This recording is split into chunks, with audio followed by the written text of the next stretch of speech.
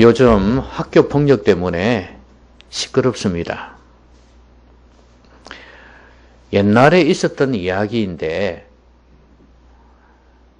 지금은 잘 나가고 있는데 갑자기 벼락을 맞듯이 폭로가 되는 겁니다. 그러니까 국가대표 선수에다가 프로팀에서도 잘 나가는 선수들이 하루아침에 그만두게 되는 겁니다. 그러니까 한마디로 이야기하면 당신들은 국가대표의 자격이 없다. 그리고 많은 사람의 사랑과 인기를 받고 배구를 할 그런 자격이 없다. 이렇게 평가를 해버리는 것입니다.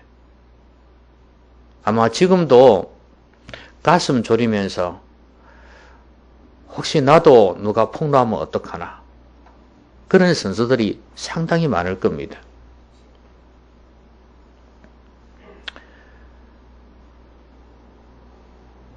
아, 나는 자격이 없구나 이 생각하면서 조용히 물러나는 사람들이 많습니다. 그런데 만약에 우리를 보고 그렇게 평가를 한다면 어떨까? 그 사람들은 정말 기분도 나쁘고 내가 이때까지 쌓아온 것이 이렇게 하루아침에 무너지는가 싶은 그런 생각 때문에 비참함을 금할 수 없을 것입니다. 그런데 우리를 누가 너는 자격이 없어. 너는 아버지 자격도 없고 엄마의 자격도 없고 남편의 자격도 없고 아내의 자격도 없어.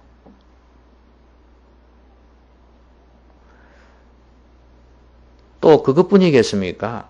우리 직업 속에서 너는 교사의 자격이 없어.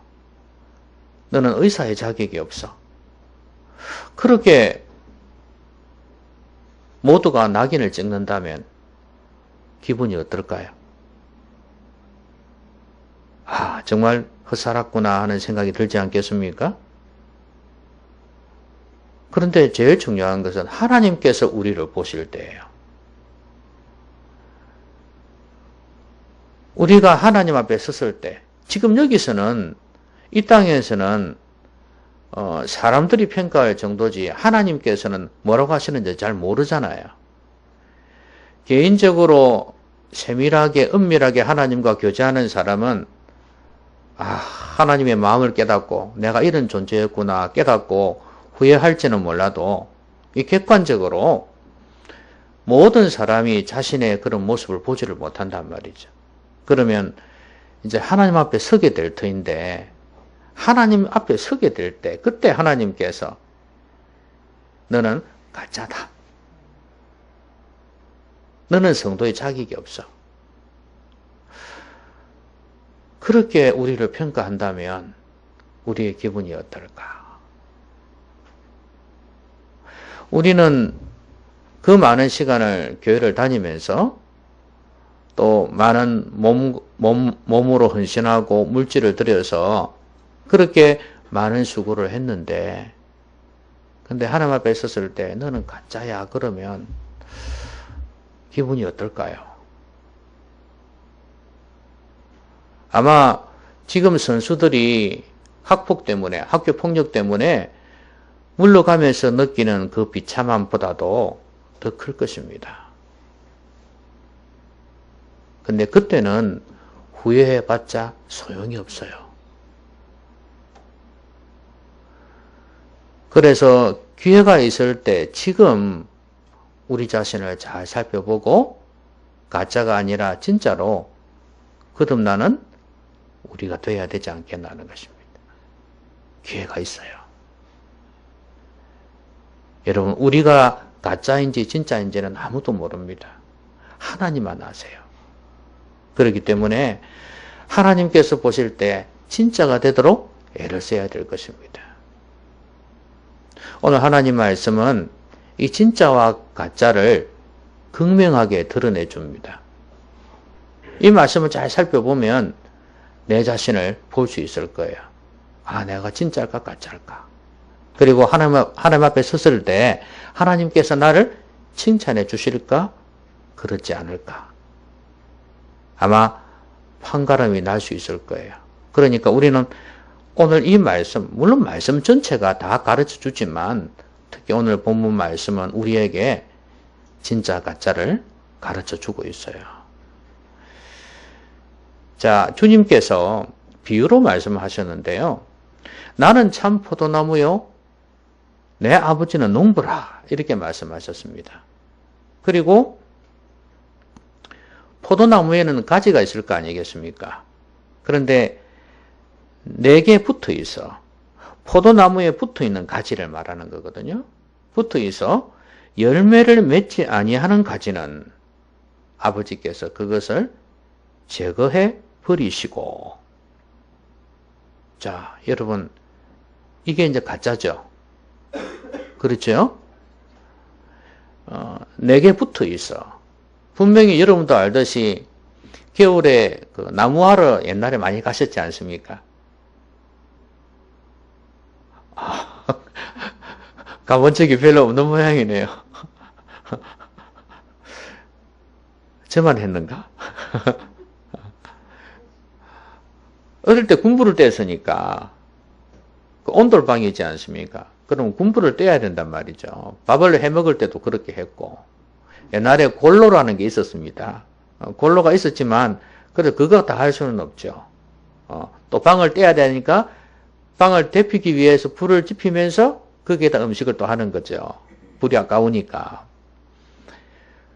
근데 이제 나무 밑둥, 이걸 죽은 거 있지 않습니까? 그걸 가지고 불을 떼기도 하지만 또 마른 나무 가지를 잘라가지고 올 때가 많습니다. 이게 또 중간 역할을 하거든요. 불쏘시개가 있고 낙엽 같은 거, 그 다음에 장가지들, 그 다음에 굵은 거 이렇게 넣기도 하지 않습니까? 필요하단 말이죠. 근데 우리는 생 가지를 잘라오지 않습니다. 죽은 가지, 마른 가지를 잘라와요. 가다 보면은 딱 눈에 보이거든요. 그러면 자르면 그냥 물기도 없어요. 그냥 그대로 딱 잘라져요.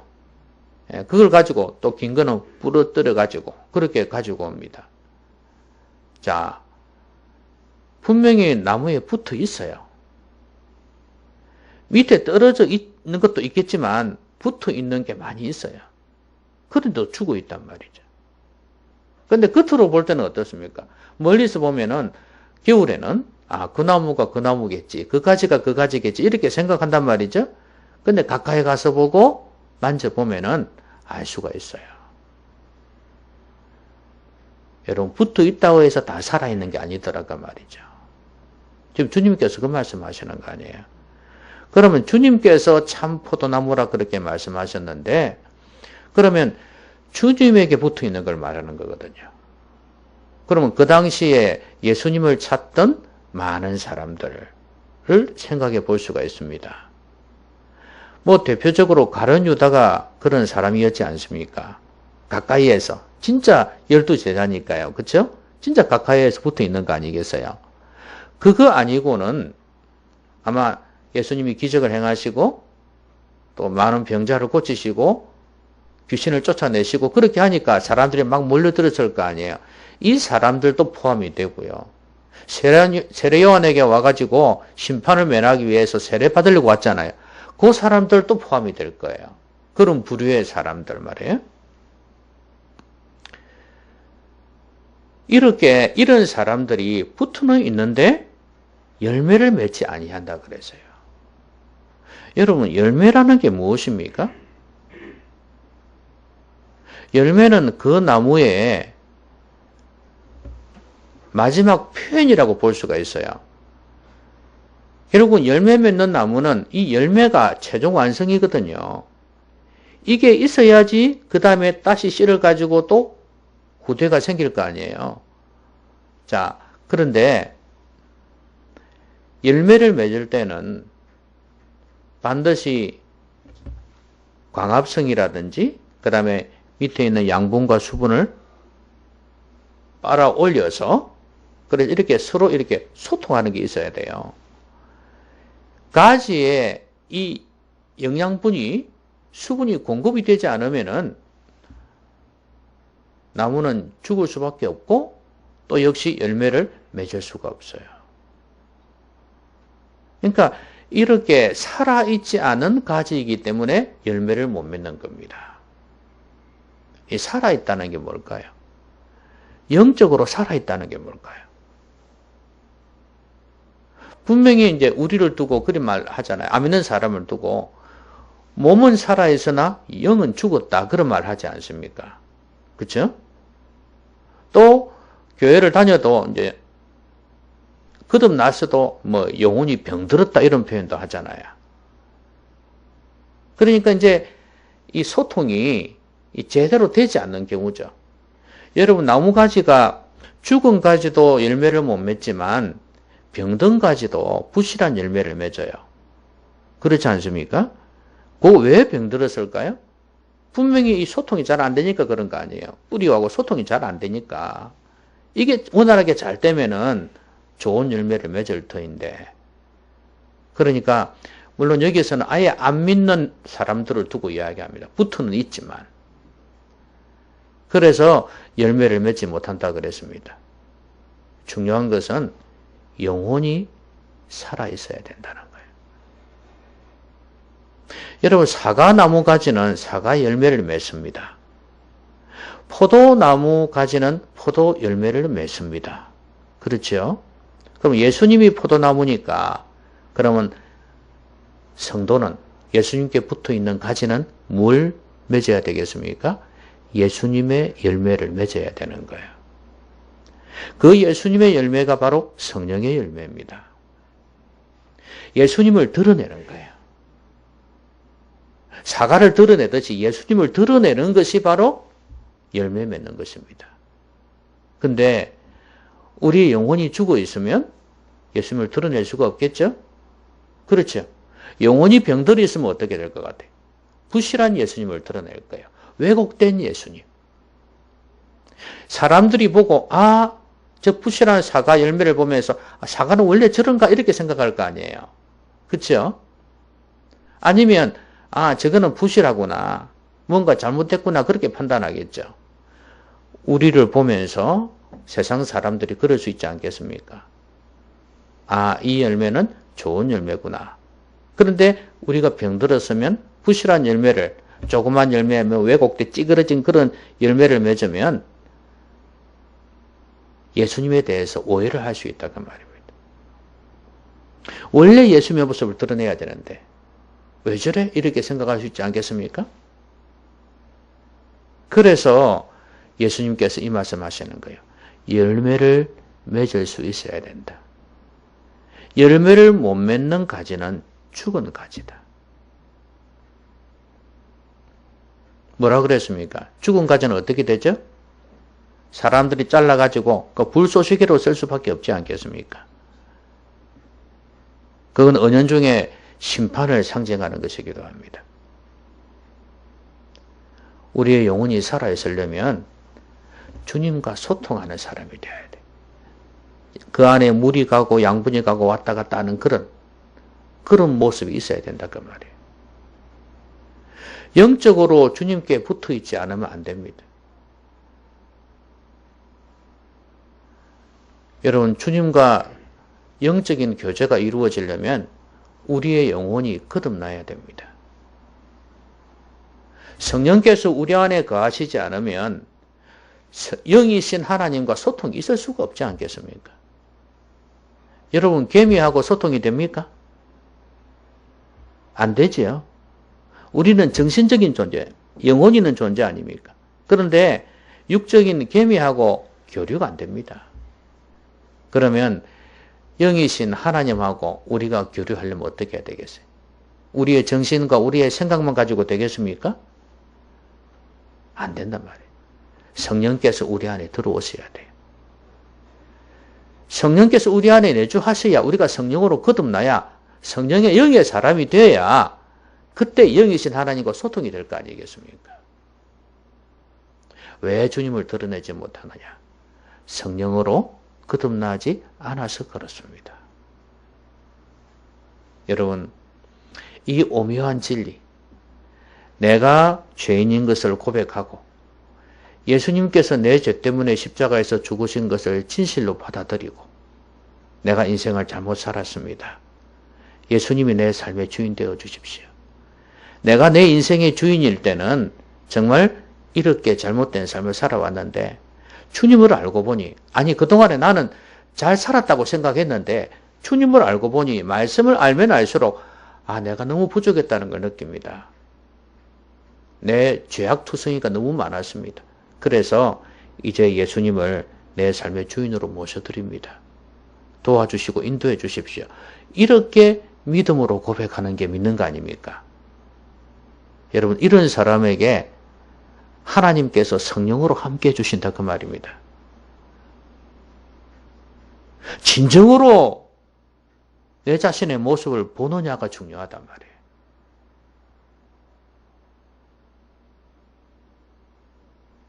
내가 이렇게 부족한 자였구나 정도가 아니라 내가 죄인이었구나 하나님 앞에서. 그걸 깨달을 때 여러분 솔직히 털어 먼지 안 나는 사람 없다는 말 하지 않습니까? 다 부족함을 느끼죠. 근데 그런 모든 근본의 원인이 뭐냐 이게. 하나님과의 관계가 깨져 버려서 그래. 이게 깨져 버려서 그래요. 그러니까 이게 회복이 되어져야 돼요. 이 믿음이 있는 사람에게 성령이 들어오십니다. 성령께서 거듭나게 해주신단 말이에요. 이게 커다란 체험이 일어나서 그렇게 되는 게 아니라 우리 안에 내밀하게, 은밀하게 성령이 들어오셔서 내 생각을 자극하시고 인도하신다 그 말이에요. 여러분, 예수님을 믿는다는 게 바로 이런 의미입니다. 교회 다닌다는 의미가 아니에요. 여러분 모두가 예수님을 여러분의 삶의 주인으로 모시고 살았으면 좋겠습니다. 그리고 이 믿음은 현재 계속입니다. 그러니까 주 예수를 믿는다는 의미는 현재 계속. 과거에 믿었다가 아니고 지금도 계속해서 현재 믿고 주님을 내 삶의 주인으로 모시고 살아가는 거예요. 십자가의 은혜를 늘 생각하면서 감사하면서 사는 거예요. 이게 되어질 때 우리는 성령의 열매를 드러낼 수 있지 않겠습니까? 그게 바로 예수님을 드러내는 거예요. 여러분, 이게 열매입니다.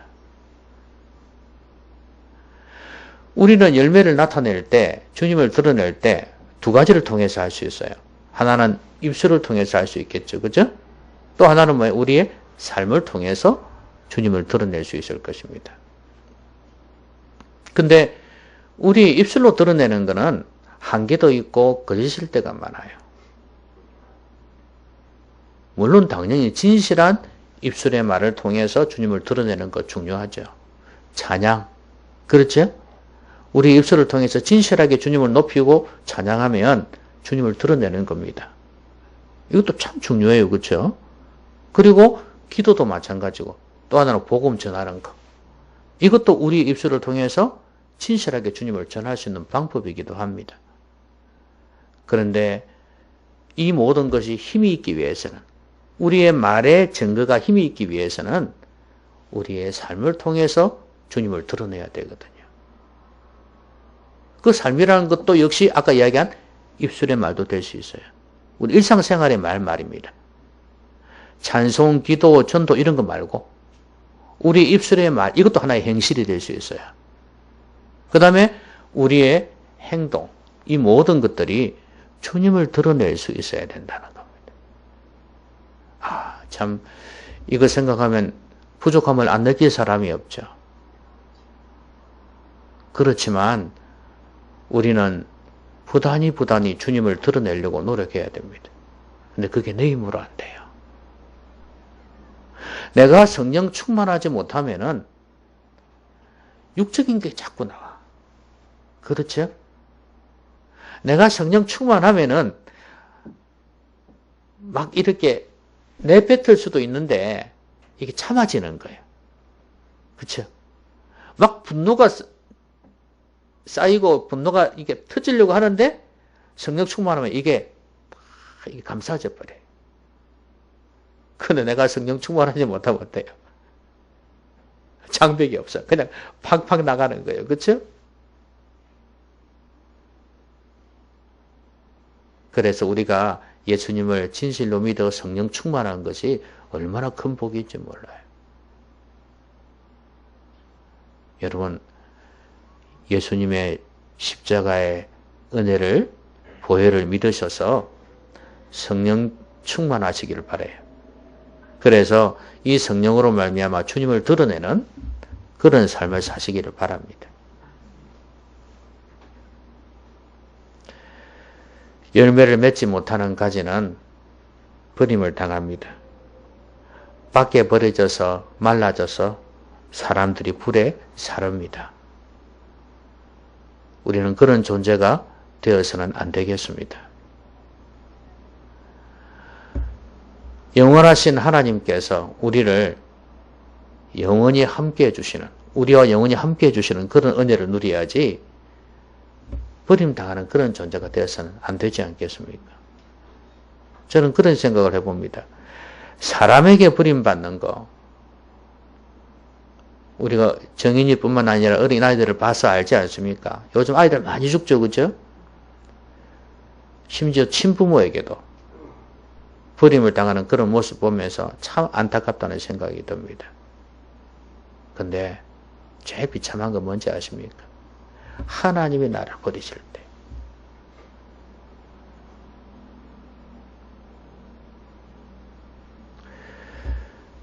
근데 하나님은요, 하나님을 찾는 사람은 절대 버리지 않아요.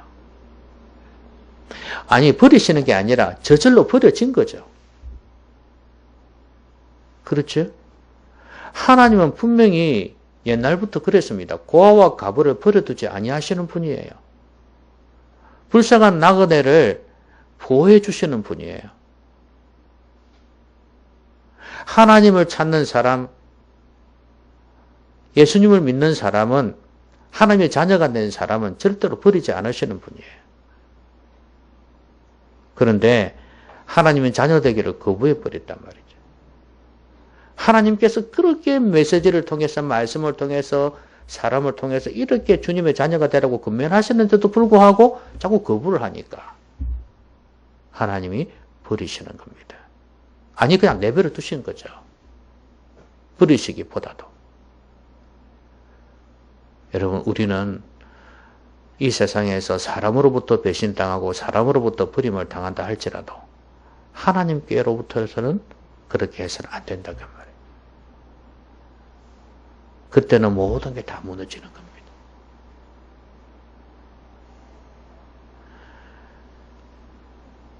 이 세상에서 많은 걸 가지고 누린다 해서 행복하다?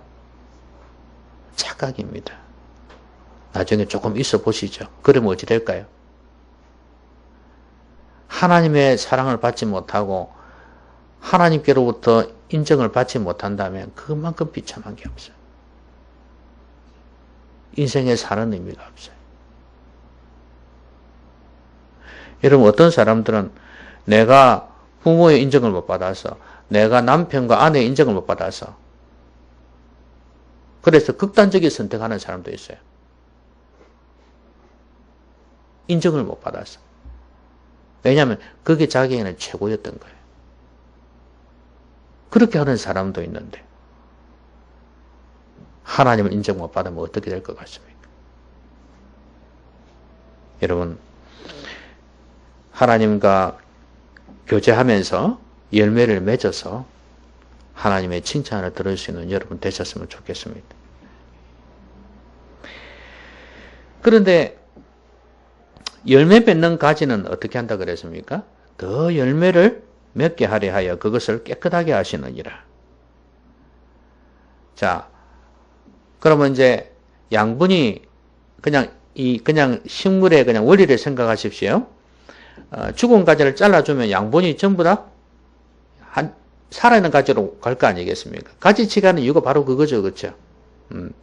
그래서 더 집중되게 한다는 그런 의미인데, 그런데 이것을 1대1로 그냥 접붙임하고 이런 거 있잖아요. 가지치기하고 이런 걸 1대1로 그냥 생각하시면 안 됩니다. 생물학적으로 하면 여러 가지 이해가 안 되는 부분도 많이 있으니까 그냥 원리만 생각하십시오. 더 열매를 깨끗하게 하려 해서 그것을 깨끗하게 하신다. 근데 너희는 내가 일러준 말로 이미 깨끗하여졌으니 그랬거든요. 그러면 깨끗하여졌지만 그래서 열매를 맺을 수 있는 자격이 되어졌어요. 붙어 있다 그 말이에요. 그런데 주님이 원하시는 건 뭐냐면 더 많은 열매예요. 예? 열매를 더 맺게 하기 위해서 깨끗하게 하신다 그래요. 그럼 우리가 살아가면서 하나님의 자녀로서 열매를 더 많이 맺기 위해서는 어떻게 해야 되냐?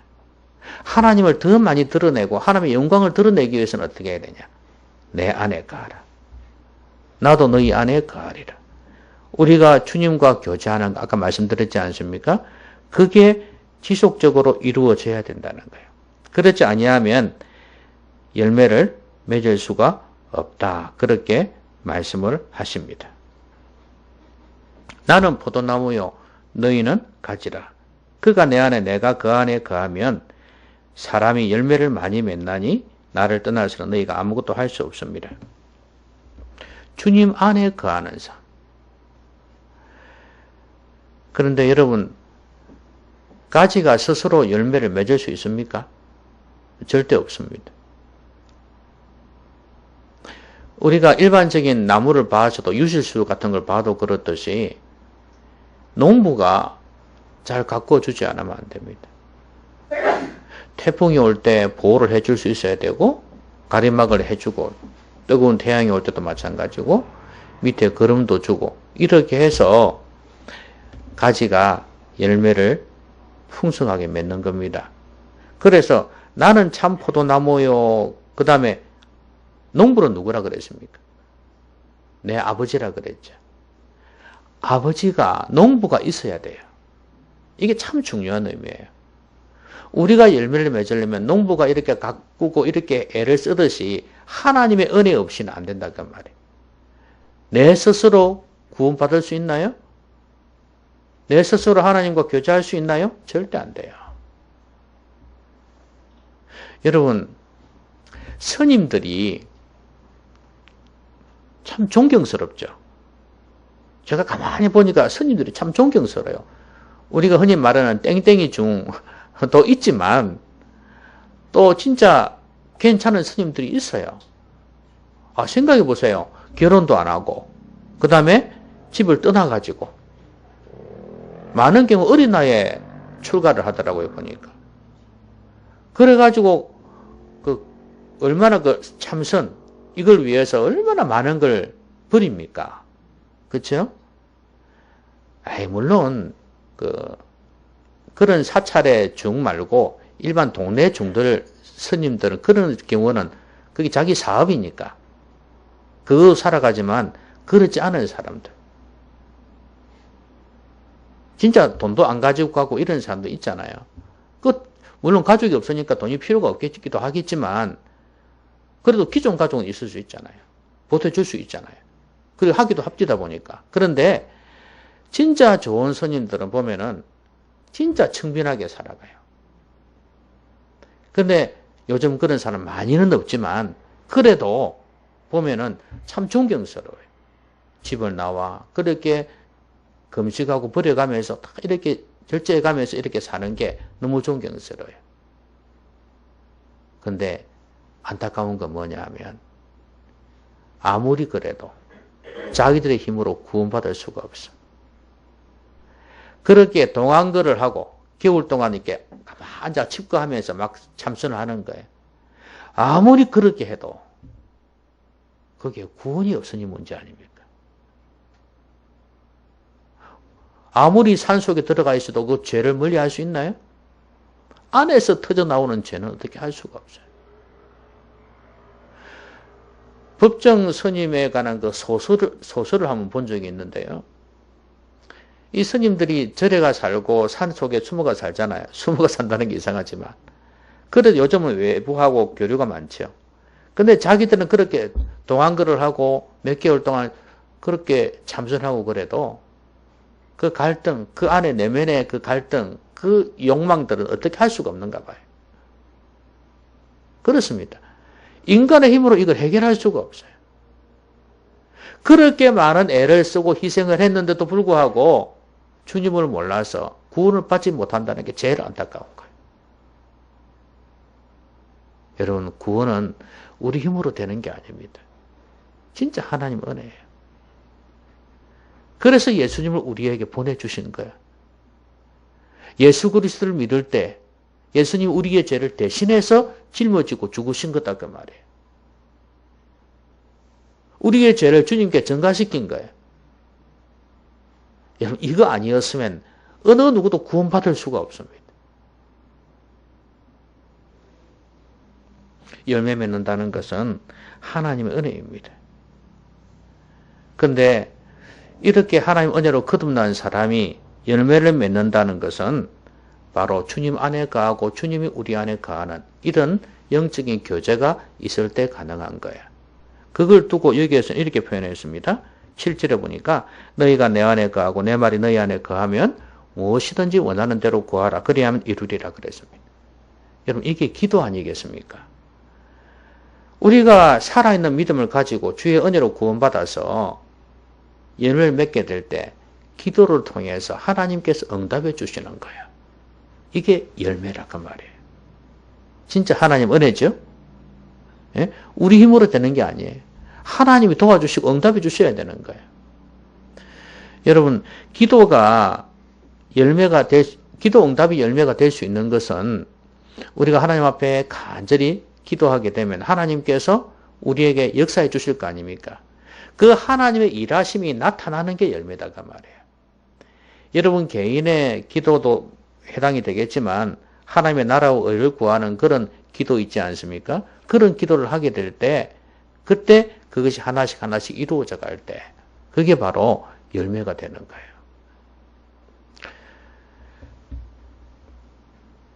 그러면 열매를 많이 맺으면 아버지께서 영광을 받으실 것이요 너희는 내 제자가 되리라 이렇게 말씀을 하셨습니다. 주님께서 우리를 가지치게 하듯이 더 깨끗하게 해주셔야 우리는 주님의 영광을 드러내는 열매를 맺는 삶을 살아갈 수 있습니다. 여러분, 환경이 힘들 때, 어려울 때 그것을 너무 안 좋게만 생각하지 마시고 주님을 바라볼 수 있는 그런 기회로 생각하십시오. 그래서 내가 더 순수해지고 내가 더 정결해질 수 있다면 그래서 깨끗한 가지가 되어서 더 많은 열매를 주님을 드러낼 수 있다면 오히려 감사해야 됩니다. 여러분, 교통체증이 많이 생기지 않습니까? 차를 타고 가다 보면 그럴 때 여러분 어떻게 하십니까? 아, 차 안 빠지네 이렇게 하고 그냥 불평을 털어놓습니까? 어떻나요? 우리가 너무나 바쁘게 살다 보니 이 주변을 둘러볼 수가 없어요. 근데 오히려 차가 멈춰 서 있을 때 밖에 있는 나무를 보면서 찬양할 수도 있고 좀 더 여유 있게 하늘을 쳐다볼 수 있는 그런 은혜를 누릴 수가 있어요. 그러니까 우리의 삶이 안 좋을 때 오히려 하나님을 더 바라볼 수 있는 좋은 기회가 된다는 거, 그걸 잊지 말았으면 좋겠습니다. 그럴 때 우리는 더 깨끗해져서 더 좋은 많은 열매를 맺을 수 있는 겁니다. 주님을 드러낼 수 있는 거예요. 근데 열매를 많이 맺으면 아버지께서 영광을 받으신다 그랬지 않습니까? 그리고 너희는 내 제자가 되리라 이렇게 말씀하셨는데 그러면 이 하나님의 말씀을 지켜 행하는 것 이것 역시 그래서 주님의 사랑 안에 거하는 것, 이것이 바로 열매를 많이 맺는 비결이라 했습니다. 당연히 말씀 순종하는 것도 열매 많이 맺는 거죠. 근데 11절에 보면 이런 말씀이 있습니다. 내가 이것을 너희에게 이르면 내 기쁨이 너희 안에 있어 너희 기쁨을 충만하게 하려 함이라. 자, 진짜 성도의 모습은 열매를 많이 맺는데 그 안에 기쁨이 충만하다는 거예요. 진짜의 모습이. 그럼 어떤 기쁨이냐? 내 기쁨이 너희 안에 있어. 여러분, 주님의 기쁨이 뭡니까? 10절에 나와 있듯이 내가 아버지의 계명을 지켜 그의 사랑 안에 거하는 것 같이 이게 주님의 기쁨이에요. 말씀 순종해서 주님의 사랑 안에 거하는 것. 이게 예수님에게서는 기쁨이었습니다. 그러면서 하시는 말씀이 너희도 내 계명을 지키면 내 사랑 안에 거하리라. 이거죠? 그래서 너희 기쁨을 충만하게 하고 싶다는 거예요. 주님의 말씀을 지켜서 주의 사랑 안에 거하는 이것이 기쁨의 원천이라고 말이죠. 여러분, 진정한 성도는, 진짜는, 거듭난 성도는 열매를 많이 맺는데 역시 그 안에 기쁨이 있다. 말씀 순종의 기쁨입니다. 이게 주님의 사랑을 받는 기쁨이에요. 이 기쁨이 가득하다 그랬습니다.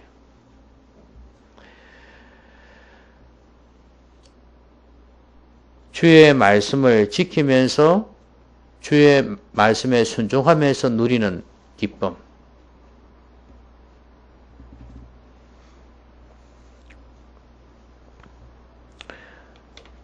그 아내는 남편을 사랑하면 그 음식을 맛있는 걸 해주려고 하죠.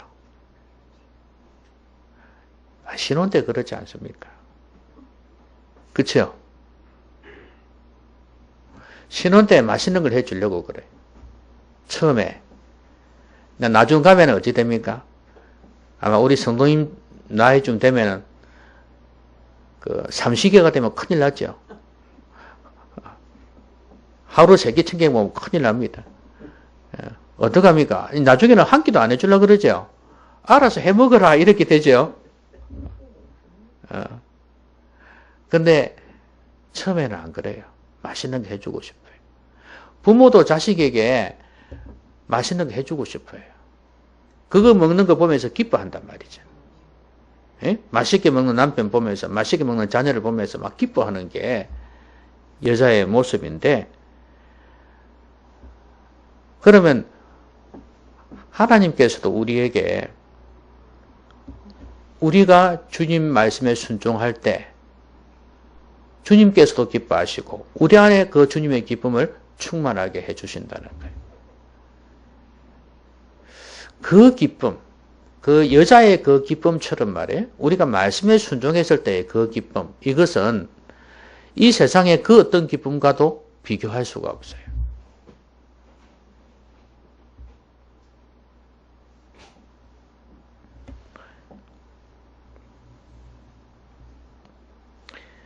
주님의 영광을 드러내는 그 기쁨입니다. 말씀에 순종한 기쁨이라는 것이.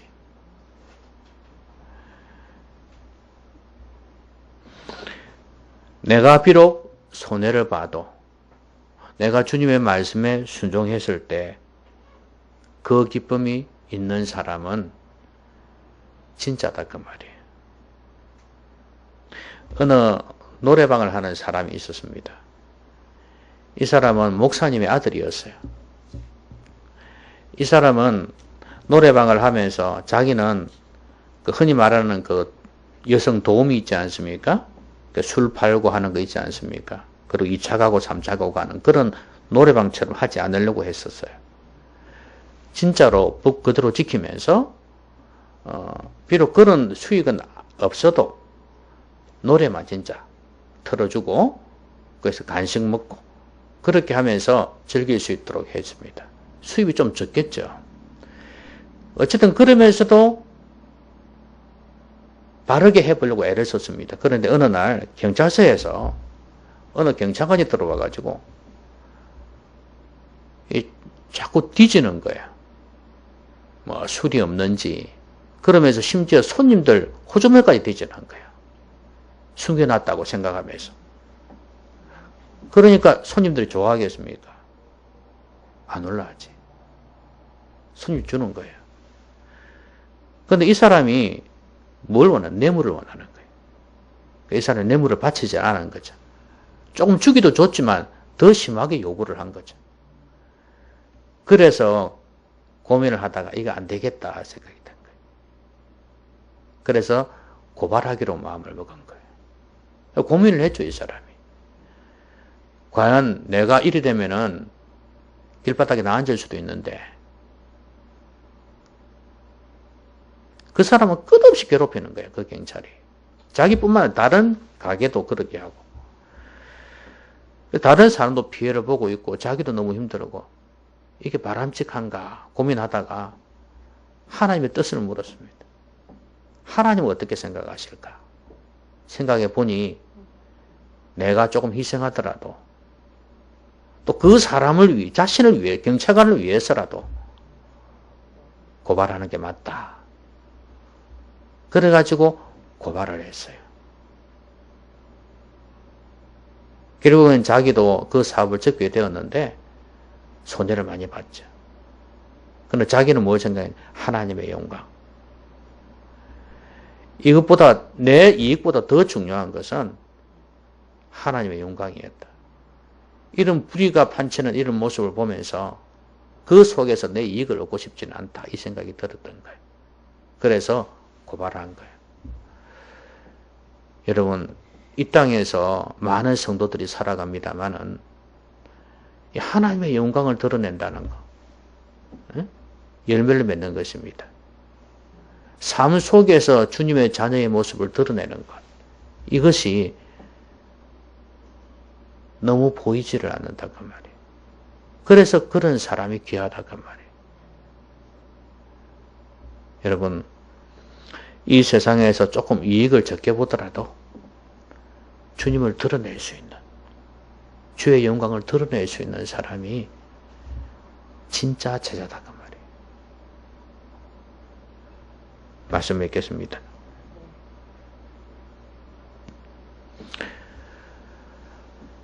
붙어 있어도 죽은 가지가 되어서는 안 된다. 또 심지어 병든 가지가 되어서도 안 된다. 살아있어 주님과 교제하면서 좋은 열매를 맺는 그런 성도들이 되어야 되겠습니다. 주님과의 관계가 원활해져서 주님 안에 거하고 주님이 우리 안에 거해서 하나님 앞에 기도할 때마다 응답을 받을 수 있다면 그것만큼 주님을 드러내는 것이 없을 것입니다. 그래서 주의 영광을 드러낼 수 있는 기도의 사람들이 되셨으면 좋겠습니다. 그리고 무엇보다도 순종을 통해서 하나님께서 주시는 그 기쁨을 누릴 수 있었으면 좋겠어요. 물론 내 눈앞에서는 손해가 있고 이익이 없지만 내가 주의 말씀에 순종했다는 그 기쁨, 그것이 우리 안에 있다면 이 사람은 진정한 제자의 모습을 갖춘 사람이라 그렇게 말할 수 있을 것입니다. 아무쪼록 여러분 모두가 가짜가 아니라 진짜가 되시기를 주의 이름으로 기원합니다. 기도합시다. 오늘 말씀 생각하면서 같이 한번 기도하겠습니다.